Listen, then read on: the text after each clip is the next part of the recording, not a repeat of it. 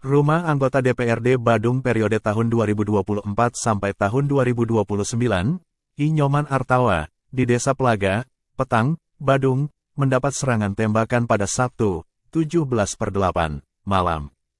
Pihak keluarga mendengar ada suara tembakan beberapa kali yang mengarah ke pintu gerbang dan pekarangan rumah.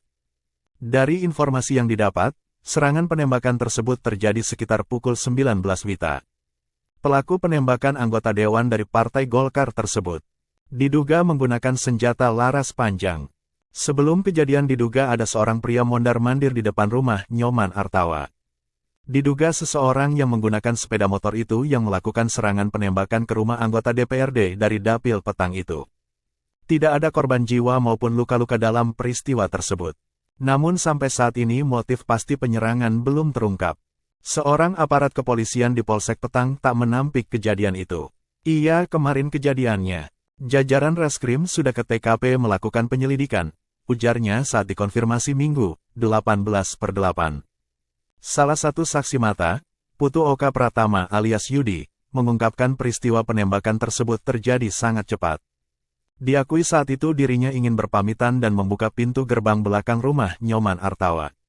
Namun saat membuka pintu gerbang belakang, dirinya melihat aksi penembakan tersebut. Saya mendengar suara motor di depan rumahnya. Karena mengira ada tamu saya pamitan. Nah, saat membuka pintu gerbang di sanalah ada suara tembakan, ungkapnya. Yudi memperkirakan pelaku berasal dari Pelaga. Mengingat saat kejadian jarak dirinya dengan pelaku lumayan dekat. Kasus penembakan yang dilakukan oleh orang yang tidak dikenal di rumah I. Nyoman Artawa ini menjadi atensi jajaran Satreskrim Polsek Petang. Artawa sendiri menyerahkan kasus ini ke aparat kepolisian. Dikonfirmasi melalui sambungan telepon, Minggu, 18/8, malam, Artawa membenarkan telah terjadi penembakan di rumahnya pada Sabtu tanggal 17 Agustus tahun 2024 malam. Kejadian tersebut terjadi begitu cepat.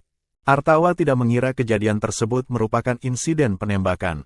Justru Artawa sempat mengira itu bunyi petasan karena masih dalam momen tanggal 17 Agustus. Waktu kejadian ramai di rumah dan saya sedang ngobrol dengan Yudi, keponakan saya. Kemungkinan pelakunya ini ingin mencari Yudi ke rumahnya. Karena Yudi di rumah saya, makanya dia ditunggu di belakang rumah saya. Saat dia pulang, pas membuka pintu langsung terjadi penembakan itu. Yang awalnya saya kira bunyi petasan karena masih dalam suasana tanggal 17 Agustus, ujarnya. Mantan perbekel Carangsari itu melanjutkan, biasanya saat Yudi pamit pulang, dirinya ikut mengantar hingga ke gerbang. Namun saat kejadian, Artawa tumben tidak mengantar. Alhasil, hanya Yudi sendiri yang langsung berhadapan dengan pelaku. Situasi pun mencekam saat Yudi berteriak ada yang menembaknya. Biasanya saya ikut ngantar sambil sekalian nutup pintu. Namun saat itu saya tidak mengantar. Kalau tidak, bisa salah satu jadi korban. Pintu saya juga bolong kena tembakan, tuturnya. Belum selesai soal penembakan, Artawa yang saat dihubungi masih mengikuti orientasi di Kuta, juga mendapat informasi dari keluarganya bahwa lahan kebunnya seluas 55 ar dibakar oleh orang tak bertanggung jawab. Kejadian ini baru diketahui oleh anaknya saat menengok kebun, Minggu tanggal 18 Agustus tahun 2024. Untuk kejadian penembakan sudah dilaporkan ke Polsek Petang dan diatensi juga Pak Kapolres langsung turun ke rumah saya. Pintu rumah saya juga di polis line. Sedangkan kejadian pembakaran kebun sedang dicek oleh kepolisian, bebernya. Menurut Artawa, kuat dugaan permasalahan ini dilatar belakangi sentimen pribadi dan mengarah ke masalah politik.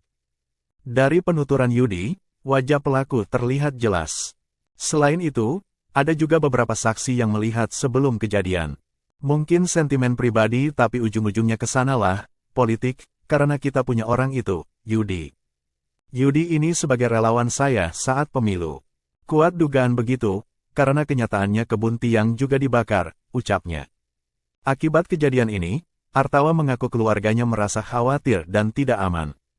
Apalagi saat ini Artawa tidak di rumah lantaran sedang mengikuti BIMTEK selama 4 hari. Artawa pun meminta kepada kepolisian agar keluarganya bisa mendapatkan penjagaan dan pengawasan. Situasi tiang di Petang ini agak rawan. Tiang minta sama Kapolsek kemarin karena kita juga khawatir tinggalkan keluarga untuk BIMTEK selama 4 hari. Supaya dibantulah untuk pengawasan, untuk keselamatan keluarga saya. Karena situasinya sudah tidak aman dan nyaman, imbuhnya.